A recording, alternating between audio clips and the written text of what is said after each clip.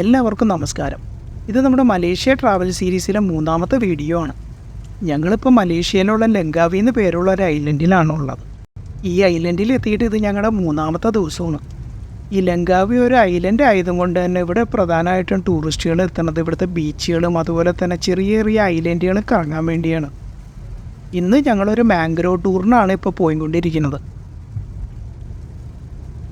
പിന്നെ ഞങ്ങളിപ്പോൾ പോണത് 10-15 പേരടങ്ങണ ഒരു ഗ്രൂപ്പ് ടൂറിൻ്റെ ഭാഗമായിട്ടാണ് കേട്ടോ. ഞങ്ങളുടെ ഇന്നത്തെ ടൂർ ഗൈഡിനെ കണ്ടപ്പോൾ ആ കടയും ചൂണ്ടിക്കാണിച്ചിട്ട് കുരങ്ങൾക്ക് കൊടുക്കാനായിട്ടുള്ള കുറച്ച് ഭക്ഷണം വാങ്ങിക്കോളാൻ പറഞ്ഞിട്ടുണ്ട്.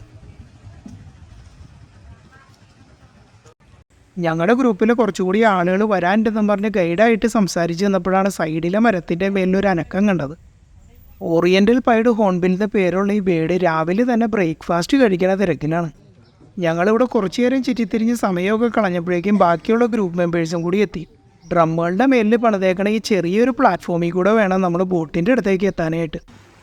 ബോട്ട് സ്റ്റാർട്ട് ചെയ്യണേക്കാളും മുമ്പ് ടൂർ ഗൈഡ് വെയിറ്റ് അനുസരിച്ച് ആളുകളെ റീഅറേഞ്ച് ചെയ്ത് ഇരുത്തണ പണിയിലാണ്. അധികം താമസിക്കാണ്ട് നമ്മുടെ ആദ്യത്തെ സ്റ്റോപ്പിംഗ് പോയിൻ്റ് ആയിട്ടുള്ള ഫിഷ് ഫാമിലേക്കാണ് നമ്മളിപ്പോൾ പോണത്. ഈ കാണുന്നതാണ് നമ്മുടെ ഗൈഡ് പറഞ്ഞ ഫിഷ് ഫാം. ഇതൊരു ഫ്ലോട്ടിംഗ് ഫിഷ് ഫാമും റെസ്റ്റോറൻറ്റൊക്കെ കൂടിയുള്ളൊരു സെറ്റപ്പാണ് കേട്ടോ. ഈ ഫിഷ് ഫാമിനോട് ചേർന്നുള്ള റെസ്റ്റോറൻറ്റിൽ നിന്നാണ് ഞങ്ങളുടെ ഉച്ചത്തെ ലഞ്ച് പ്ലാൻ ചെയ്തേക്കുന്നത്. ഈ ഫിഷ് ഫാമൊക്കെ നോക്കിയെടുത്തണ ഈ പുള്ളിക്കാരനാണ് ഞങ്ങളിവിടെ വെൽക്കം ചെയ്തത്.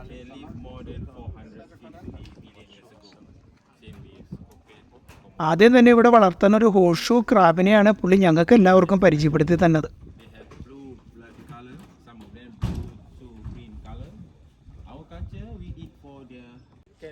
ഈ വലയിൽ നിന്ന് തന്നെ അടുത്തത് എടുത്തേക്കണത് ലോങ് ഹോൺ കൗ ഫിഷ് എന്ന് പറഞ്ഞൊരു സ്പീഷീസിനെയാണ്. പുള്ളി ഓരോന്നിനും എടുത്തു കഴിഞ്ഞ് കഴിഞ്ഞിട്ട് എല്ലാവരും ഫോട്ടോയും വീഡിയോയും എടുത്തു കഴിഞ്ഞ് കഴിഞ്ഞിട്ടാണ് തിരിച്ച് വെള്ളത്തിലേക്ക് വിടുന്നത്. നമ്മളിപ്പോൾ നേരത്തേനോട് ചേർന്ന് തന്നെയുള്ളൊരു വലയിലേക്കാണ് എത്തിയേക്കുന്നത്. ഈ ഒരു വലയിൽ ഇവർ പ്രധാനമായിട്ടും ക്യാറ്റ് ഫിഷുകളെയാണ് വളർത്തുന്നത്.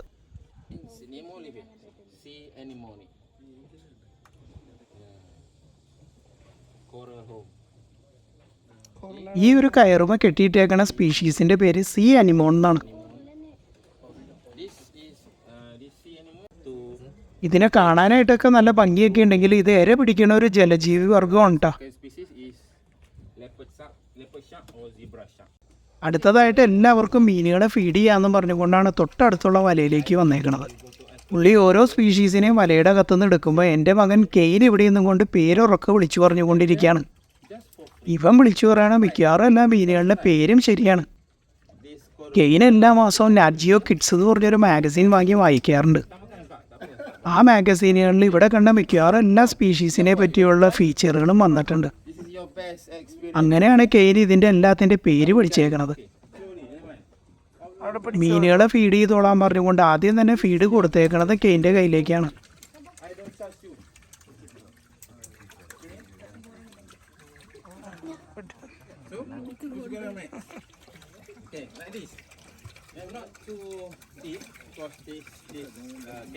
ഈ ഗ്രൂപ്പിലുള്ള പലരും ഭയങ്കര എക്സൈറ്റ്മെൻ്റ് ആയിട്ടാണ് മീനുകളെ ഫീഡ് ചെയ്യാൻ നിൽക്കുന്നത്.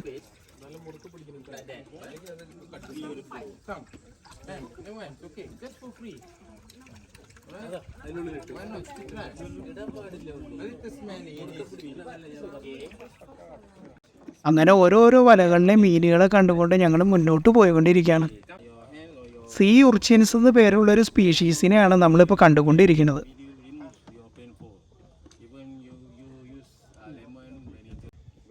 കടലിൻ്റെ അടിത്തട്ടിൽ വസിക്കുന്ന ഈ ജീവി കടൽ ചേന എന്നാണ് മലയാളത്തിൽ അറിയപ്പെടുന്നത്. ഈ സ്പീഷീസിൻ്റെ ഏകദേശം 950ഓളം വേരിയൻസ് ഉണ്ടെന്നാണ് അറിയപ്പെടുന്നത്. നല്ല രസമുള്ളൊരു മീനിനെ ഇട്ടേക്കുന്ന സ്ഥലത്തേക്കാണ് നമ്മളിപ്പോൾ വന്നേക്കുന്നത്. ആർച്ചർ ഫിഷ് എന്നാണ് ഈ മീനുകളുടെ പേര്. കരയിലിരിക്കുന്ന പ്രാണികളെയും മറ്റ് ഇരകളെയൊക്കെ വെള്ളം ചീറ്റിച്ച് പിടികൂടുന്നതാണ് ഉമ്മാരുടെ മെയിൻ പരിപാടി. അതിൻ്റെ ഒരു ഡെമോൺസ്ട്രേഷനാണ് പുള്ളി ഇപ്പോൾ നമുക്ക് എല്ലാവർക്കും കാണിച്ചു തന്നത്. പുള്ളി കമ്പിയുമ്പോൾ വയ്ക്കുന്ന ഫീഡ് മീനുകൾ താഴ്ത്തു വന്നിട്ട് വെള്ളം ചീറ്റിച്ച് നിലത്തേക്ക് ഇട്ടിട്ട് എടുത്ത് തിന്നുകൊണ്ടിരിക്കുകയാണ്. എങ്ങനെ ഉമ്മാരിത് ചെയ്യണേന്ന് കാണിക്കാനായിട്ടാണ് ഈ ഒരു ഫ്രെയിം കുറച്ച് സൂം ചെയ്ത് സ്ലോ ആക്കി ഇട്ടേക്കണത്.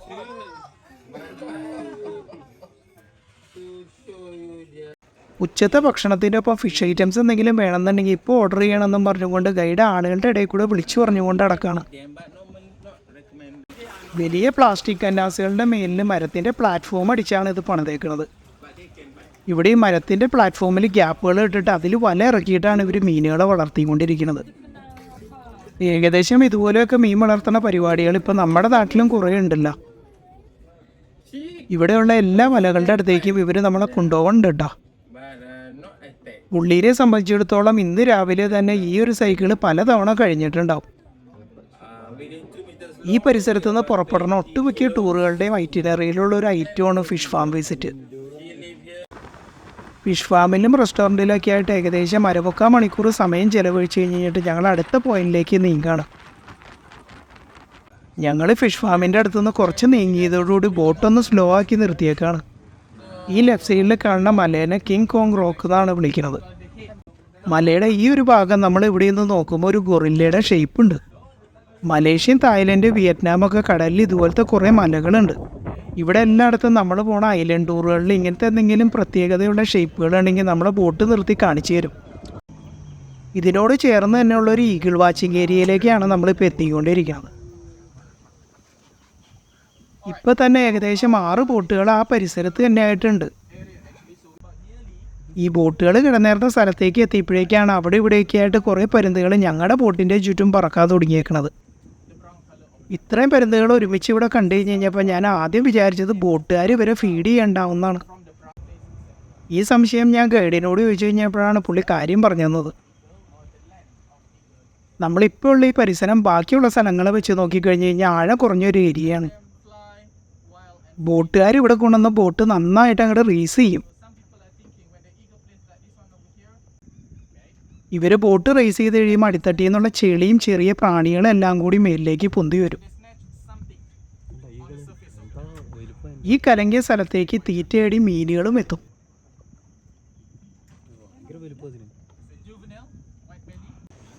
ഇങ്ങനെ പൊന്തി വന്ന മീനുകളെ പിടിക്കാനായിട്ടാണ് ഈ പരുന്തുകൾ നിർത്താണ്ട് ബോട്ടുകളുടെ ചുറ്റും പറന്നുകൊണ്ടിരിക്കുന്നത്. ഈ പരുന്തുകളെ സംബന്ധിച്ചിടത്തോളം ഇത് ഡെയിലിയുള്ള പരിപാടിയായ കാരണം ഈറ്റങ്ങൾക്ക് ബോട്ടുകളെ അല്ലെങ്കിൽ ആളുകളെ ഒന്നും യാതൊരു പേടിയുമില്ല. ബാക്കിയുള്ള സമയം മുഴുവനും ഈ കാണുന്ന ചെടികളുടെ മേലിൽ ഇരുന്ന് കഴിഞ്ഞിട്ട് ബോട്ടുകൾ വന്ന് വെള്ളം കലക്കി തുടങ്ങുമ്പോഴാണ് ഇവർ ബോട്ടിൻ്റെ അടുത്തേക്ക് വന്നത്. ഇവിടെ ഒരു 5-10 മിനിറ്റ് ചിലവഴിക്കാനായിട്ടുള്ള സംഭവം മാത്രമേ ഉള്ളൂ ഇത്.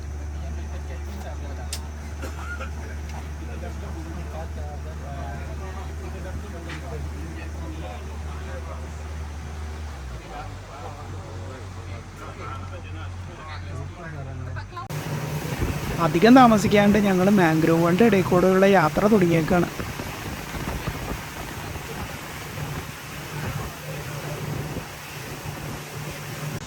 നമ്മളിപ്പോൾ വെള്ളത്തിൽ കൂടെ നീന്തണ കുരങ്ങുകളെ തപ്പിയാണ് പോയിക്കൊണ്ടിരിക്കുന്നത്.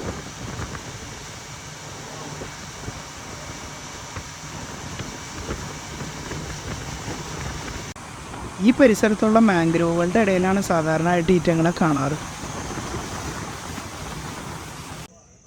ഇവരുടെ സ്ഥിരം സ്ഥലത്തേക്ക് എത്തിയതോടുകൂടി ഒരു കുരങ്ങ് നീന്തി ഞങ്ങളുടെ ബോട്ടിൻ്റെ അടുത്തേക്ക് വന്നതാണ് ഞങ്ങൾ കാണുന്നത്.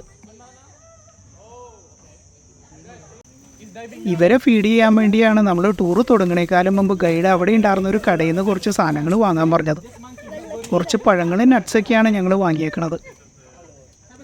വേറെ എന്തെങ്കിലും ഭക്ഷണ സാധനങ്ങൾ കയ്യിലുണ്ടെങ്കിൽ അതെല്ലാം മാറ്റി വയ്ക്കാനായിട്ട് ഗൈഡ് നേരത്തെ തന്നെ പറഞ്ഞിട്ടുണ്ടായിരുന്നു. ഞങ്ങളുടെ കയ്യിൽ ഭക്ഷണത്തിൻ്റെ കവർ കണ്ടിട്ടാണ് ഒരു കുരങ്ങ് ചാടി ബോട്ടിലേക്ക് കയറി വന്നേക്കണത്. ബോട്ടിൽ കയറി ഭക്ഷണവും വാങ്ങിയിട്ട് ആർക്കും ഒരു ഉപദ്രവവും ഇല്ലാണ്ട് ഈറ്റങ്ങൾ നേരെ വെള്ളത്തിലേക്ക് ഇറങ്ങിയിട്ട് നീന്തി മാംഗ്രോവ് ചെടികളുടെ അടുത്തേക്ക് തിരിച്ചു പോവാണ്. ബോട്ടിൻ്റെ അടുത്തേക്ക് നീന്തി വന്ന എല്ലാ കുരങ്ങൾക്കും ഞങ്ങൾ പഴം ഇട്ട് കൊടുത്തായിരുന്നു.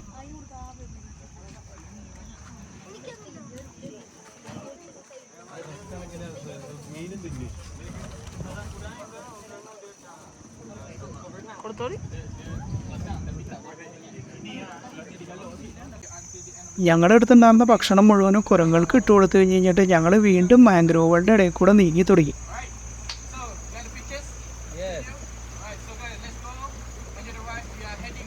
ഞങ്ങൾ മുന്നോട്ട് പോകുന്തോറും ഈ കണ്ടൽക്കാടുകളുടെ ഭംഗി കൂടിയാണ് വന്നുകൊണ്ടിരിക്കുന്നത്.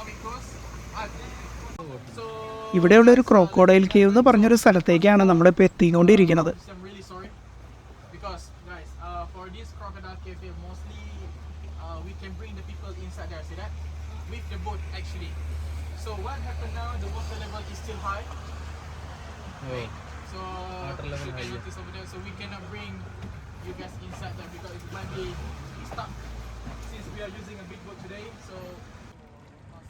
ഈ കാണുന്നതാണ് ഈ പറഞ്ഞ ക്രോക്കോഡൈൽ കേവിൻ്റെ എൻട്രൻസ്.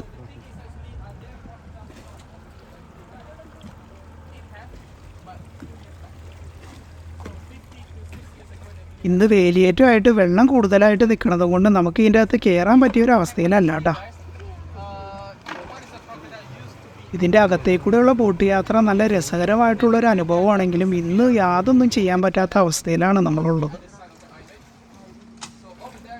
പണ്ട് ഈ ഗുഹയുടെ അകത്ത് ക്രോക്കോഡൈലുകൾ ഉണ്ടായിരുന്നതും മീൻപിടുത്തക്കാരൊക്കെ അതിനെ കണ്ടിട്ടുണ്ടെന്നുമാണ് ഗൈഡ് ബോട്ടിലിരുന്ന് പറഞ്ഞുകൊണ്ടിരിക്കുന്നത്. നമ്മുടെ വലത്തേ സൈഡിൽ നമ്മളിപ്പോൾ കണ്ടുകൊണ്ടിരിക്കുന്നത് ഒരു ഫ്ലോട്ടിംഗ് റെസ്റ്റോറൻ്റാണ്. ഈ ഒരു ബോട്ട് യാത്രയിൽ നമുക്ക് ഇതുപോലെയുള്ള കുറേയധികം ഫ്ലോട്ടിംഗ് റെസ്റ്റോറൻറ്റുകളും ഫിഷ് ഫാമെല്ലാം കാണാൻ പറ്റും. ഇലിം മാംഗ്രോവ് ജെട്ടി എന്ന് പറഞ്ഞ സ്ഥലത്തേക്കാണ് നമ്മളിപ്പോൾ എത്തിയേക്കുന്നത്.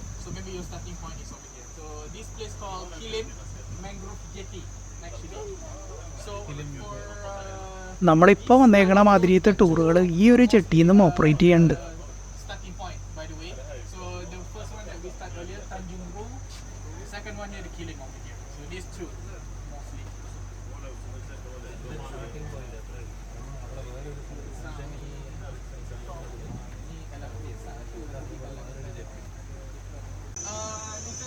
നമ്മുടെ ഈ ഡേ ടൂറിൻ്റെ അവസാനത്തെ ടൂറിസ്റ്റ് പോയിന്റിലേക്കാണ് നമ്മളിപ്പോൾ എത്തിക്കൊണ്ടിരിക്കുന്നത്.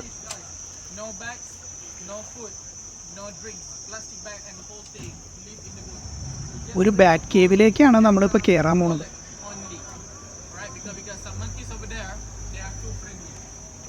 കിളവാർ കേവ്സ് എന്നാണ് ഈ സ്ഥലത്തിൻ്റെ പേര്. ഗുവ കിളവാർ എന്നാണ് ഇത് മലയ് ഭാഷയിൽ അറിയപ്പെടുന്നത്.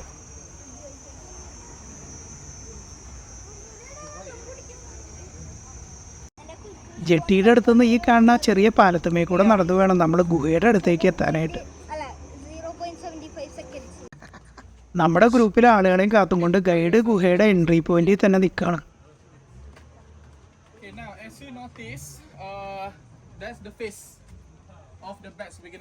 ഈ ഗുഹയുടെ സവിശേഷതകളും അതുപോലെ തന്നെ ഏതൊക്കെ തരത്തിലുള്ള വവ്വാലുകളെയാണ് ഇതിൻ്റെ അകത്ത് കാണുന്നതെന്നുള്ളതെല്ലാം ഗുഹയുടെ പുറത്ത് തന്നെ എഴുതി വെച്ചിട്ടുണ്ട്.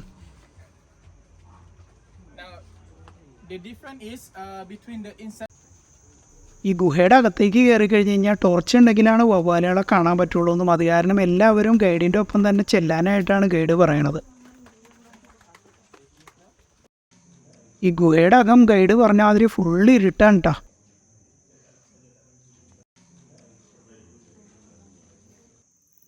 ഞങ്ങളുടെ ഗ്രൂപ്പുകാരെല്ലാവരും വന്നതോടുകൂടി ഗൈഡ് ചെറിയൊരു ടോർച്ച് അടിച്ചിട്ട് വവ്വാലുകളെല്ലാം കാണിച്ചു തരാണ്. ഞങ്ങളുടെ തലയുടെ മേലിൽ കൂടെയും സൈഡിൽ കൂടെയൊക്കെ വവ്വാലുകൾ അങ്ങോട്ടും കൂടി പറന്നുകൊണ്ടിരിക്കുകയാണ്. നമ്മളിപ്പോൾ നിൽക്കണ ഈ പരിസരത്ത് വല്ലാത്ത ദുർഗന്ധം ഉണ്ടോ. വവ്വാലുകൾ കാഷ്ടിച്ചേക്കണേൻ്റെ മണം മൂക്കിലേക്ക് തുളച്ച് കയറാണ്. ഗുഹയിലേക്ക് കയറുന്നേക്കാളും മുമ്പ് 2-3 കാര്യങ്ങൾ ശ്രദ്ധിക്കണമെന്ന് ഗൈഡ് പറഞ്ഞിരുന്നു. അതിലൊരു കാര്യം ഗുഹയുടെ അകത്ത് കയറിക്കഴിഞ്ഞ് കഴിഞ്ഞാൽ നമ്മൾ മേലിലേക്ക് നോക്കിയാൽ അല്ലെങ്കിൽ വായ തുറക്കുകയോ ചെയ്യരുതെന്നുള്ളതാണ്.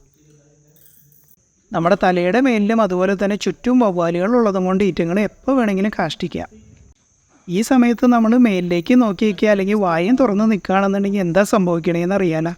അതുപോലെ തന്നെ നമ്മൾ ജെട്ടിയിൽ നിന്ന് ഗുഹയുടെ അടുത്തേക്ക് നടന്നു വന്ന ചെറിയ പാലമാണ് ഗുഹയുടെ അകത്ത് ഇവർ പണിത് വെച്ചേക്കണത്.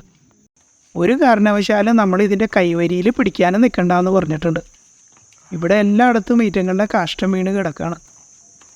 ഞങ്ങൾ പയ്യെ നടന്ന് ഗുഹയുടെ അപ്പുറത്തെ സൈഡിലേക്ക് എത്തിക്കൊണ്ടിരിക്കുകയാണ്.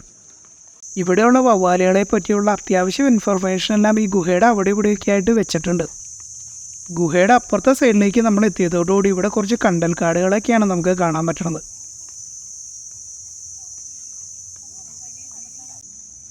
ഈ ഒരു വഴി കൂടെ ഇറങ്ങി അടുത്ത ഗുഹയിലും കയറി ഞങ്ങൾക്ക് തിരിച്ച് ജെട്ടിയുടെ അടുത്തേക്ക് വരാറുണ്ടെങ്കിലും വേലിയേറ്റമുള്ള കാരണം ഒന്നും ചെയ്യാൻ പറ്റാത്തൊരവസ്ഥയിലാണ്.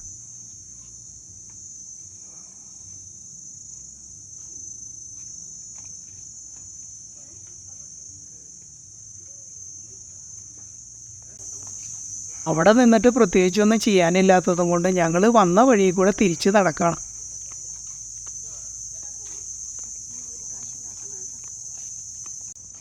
ഈ ഒരു നാറ്റത്തിൻ്റെ ഇടയിൽ കൂടെ തന്നെ പുറത്തേക്ക് നടക്കണമല്ലോ എന്ന് ആലോചിക്കുമ്പോൾ ചെറിയൊരു ബുദ്ധിമുട്ട് തോന്നുന്നുണ്ട്.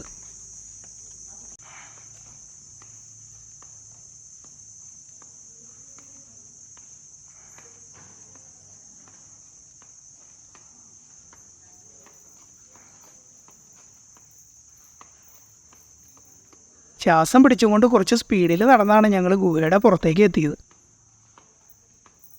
ഇലിം ജിയോ ഫോറസ്റ്റ് പാർക്ക് എന്ന് പറഞ്ഞ ഏരിയയിലാണ് കേട്ടോ നമ്മുടെ ഇന്നത്തെ ടൂറ് കണ്ടക്ട് ചെയ്തേക്കണത്. നമ്മൾ ആദ്യം പോയ ഫിഷ് ഫാമിനോട് ചേർന്നുള്ള റെസ്റ്റോറൻറ്റിൽ നിന്ന് ഭക്ഷണം കഴിച്ച് കഴിഞ്ഞിട്ട് ഞങ്ങൾ തിരിച്ച് ഐലൻഡിലേക്ക് മടങ്ങി.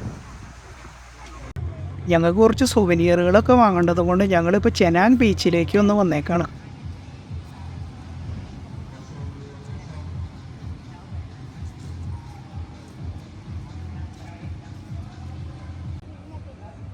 ഈ ഒരു ഏരിയ ആണ് ചെനാങ് ബീച്ചിൻ്റെ മെയിൻ എൻട്രി ഏരിയ. ചെറുതായിട്ടൊന്ന് ഇരുട്ടൊക്കെ ആയിക്കഴിഞ്ഞ് കഴിഞ്ഞാൽ ആളുകളും ഫാമിലീസൊക്കെ സമയം കളയാനായിട്ട് വന്നിരിക്കുന്ന സ്ഥലങ്ങളാണ് ഇതെല്ലാം.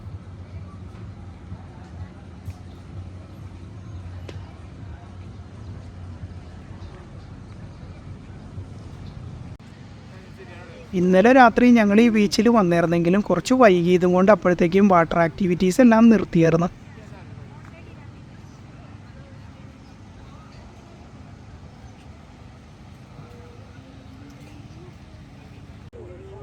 ബീച്ചിനോട് ചേർന്ന് തന്നെ ജെറ്റ് സ്കീയും അതുപോലെ തന്നെ പാരാസൈലിംഗ് ആക്ടിവിറ്റീസൊക്കെ നടന്നുകൊണ്ടിരിക്കുന്നുണ്ട്.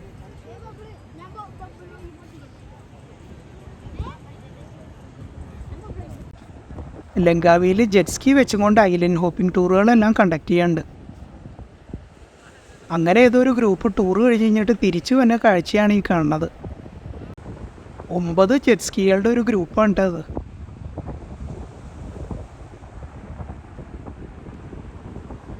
ഇതിൽ ടൂർ ലീഡർ ഒരു ജെറ്റ് സ്കീ ആയിട്ട് മുന്നേ പോകും. അവരെ ഫോളോ ചെയ്തായിരിക്കും ബാക്കിയുള്ളവർ പുറകെ പോണത്.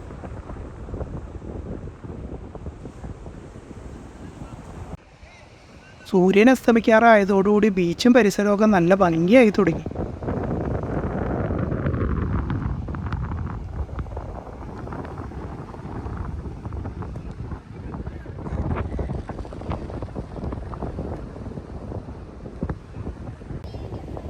ഇരുട്ടായി തുടങ്ങിയതോടുകൂടി വാട്ടർ സ്പോർട്സ് ഓരോന്നോരോന്നായിട്ട് നിർത്തി തുടങ്ങി.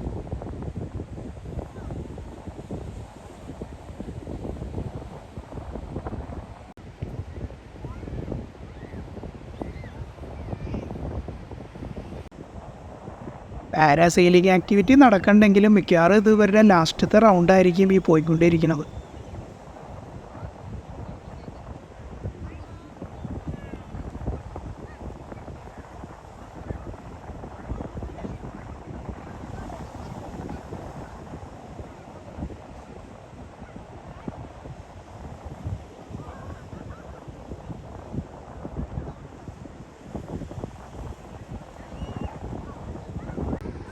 ഒന്ന് ഇരുണ്ട് തുടങ്ങിയതോടുകൂടി ബീച്ചെല്ലാം നല്ല ആക്റ്റീവായി തുടങ്ങിയിട്ടാ.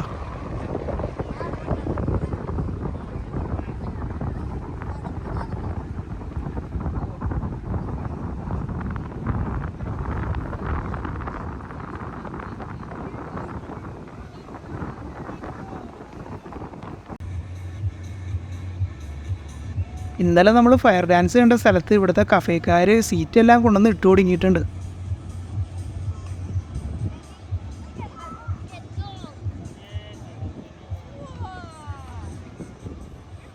അതുപോലെ തന്നെ ബീച്ചിലേക്ക് വന്ന ആളുകളുടെ എണ്ണവും കൂടി തുടങ്ങിയിട്ടുണ്ട്.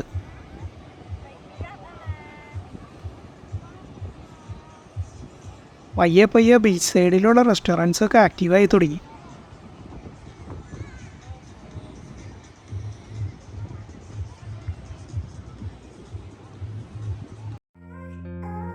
ഇന്നലെ കണ്ട ട്രാൻസ്ഫോർമർമാർ ഇന്നും ബീച്ചിൻ്റെ എൻട്രി ഗേറ്റിൽ തന്നെ ഉണ്ട്.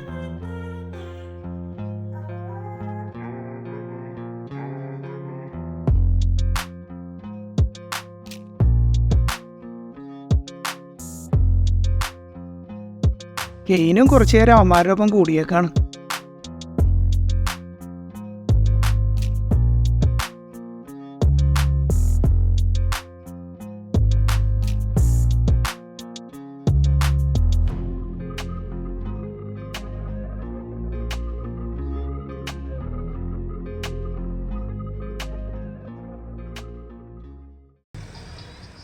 ഇവിടെയുള്ള ഒരു ഇന്ത്യൻ റെസ്റ്റോറൻറ്റിൽ നിന്ന് ഭക്ഷണം കഴിക്കാനുള്ളതും കൊണ്ട് ഞങ്ങൾ അധികം വൈകാണ്ട് തന്നെ ബീച്ചിൽ നിന്ന് ഇറങ്ങി.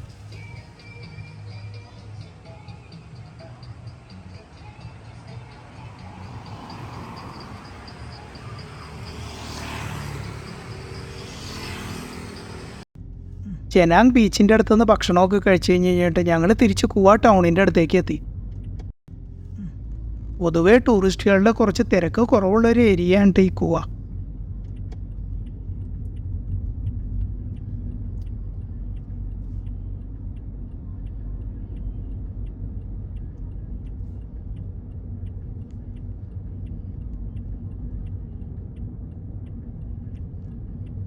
ചെനാങ് ബീച്ചിൻ്റെ അടുത്തുനിന്ന് ഏകദേശം 3/4 മണിക്കൂർ യാത്രയുണ്ട് ഞങ്ങൾക്ക് ഹോട്ടലിൻ്റെ അടുത്തേക്ക്.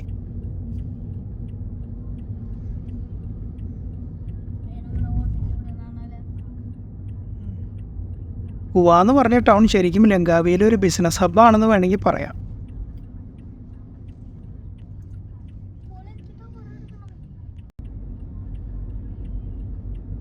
നമ്മുടെ ഇപ്പം നേരെ ഫ്രണ്ടിൽ തന്നെ കാണുന്ന ഈ ലൈറ്റ് ചെയ്ത ടവറിൻ്റെ പേര് മഹാ ടവർ എന്നാണ്.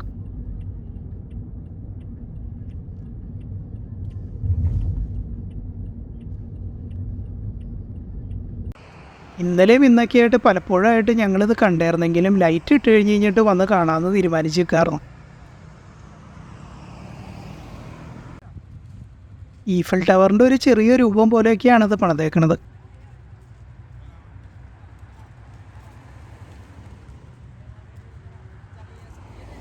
രാത്രി കുറച്ച് വൈകിയെങ്കിലും ഞങ്ങളെ കൂടാതെ വേറെയും കുറേ ആളുകൾ ഈ ടവർ കാണാനായിട്ട് വന്നിട്ടുണ്ട് കേട്ടോ. ഈ ടവറിൻ്റെ 33ാമത്തെ ലെവലിൽ ഒരു സ്കൈ ഡെക്കൊക്കെ ഉണ്ട്.